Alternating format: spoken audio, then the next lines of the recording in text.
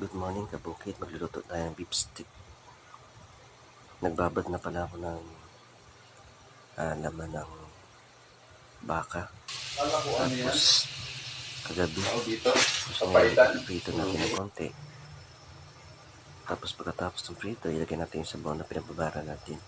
Pakuluan po natin siya. Mga ilang oras po. Tingnan natin na kung lumambot na. Bago po natin tipla ng ibang ano. Tapos nagprito na rin pa ako ng patatas. Kapanghalo, tsaka sibuyas na puti. Yan po, paluto na po ang ating beef stick.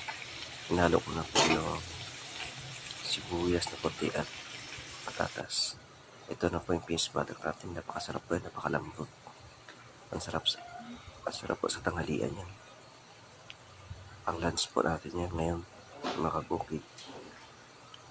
Tara po at kumain na. Sarap po yung kabukid. Binabad natin sa toyo, kalamansi, paminta, bawang, sibuyas. Dambot po yan, kabukid. Tara po, kain na. Let's eat. Thank you. Tara po, mag-lunch na dyan po. At tanghalian na po kasi. Thank you.